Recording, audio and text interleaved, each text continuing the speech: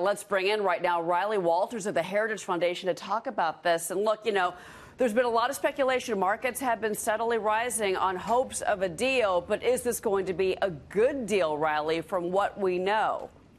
You're right. I mean, certainly the devil's in the details for this trade deal. What it's looking like is we might have a deal set by the end of March. But the question is whether tariffs will continue to still be around at the end of March. Whether, perhaps the tariffs on $200 billion worth of Chinese imports will remain, or perhaps all $250 billion worth of goods that are currently tariffed will be removed.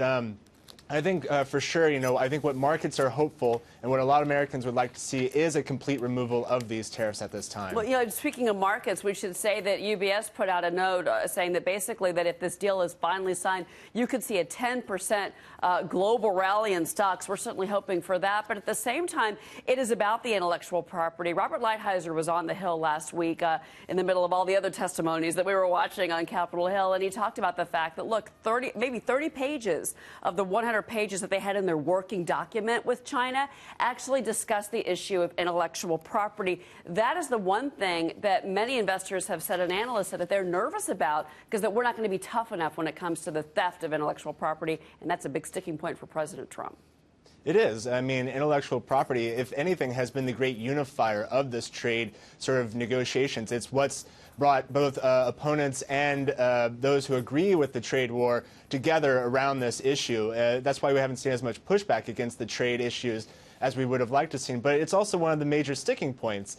And of course, the president and Robert Lighthizer are tariff men. They like to see tariffs, but there are more effective ways of handling intellectual property theft, which we should and haven't been approaching.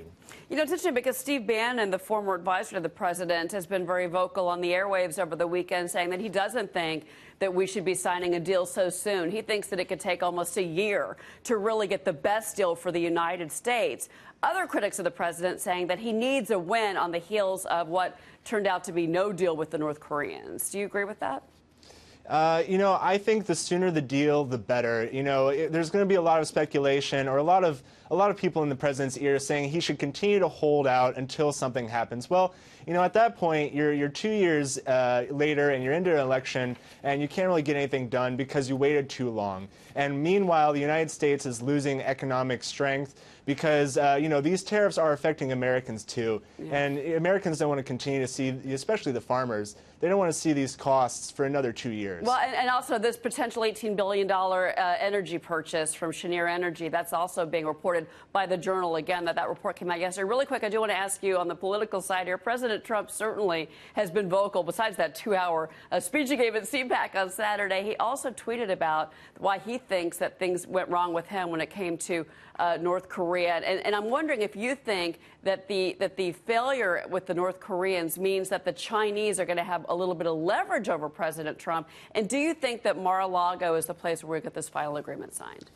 I would think that the president's position, or I guess success with actually the U.S.-Canada-Mexico agreement, has more sort of leverage or influence on the future of U.S.-China negotiations than U.S.-North Korea negotiations. Certainly with the U.S.-North Korea negotiations, I think the president was a little overambitious. Certainly, North Korea is, a bad actor. But, I think with China, I think a deal can be made. I think there should be one by the end of this month. Yeah, all right. Well, we will see again. We're thinking March 27th. That's kind of the date being thrown out there for this summit between the two presidents, and also this huge event happening in China where Xi's going to be under pressure from his own government to come up with a good deal for them. Riley Walters. Riley, thank you.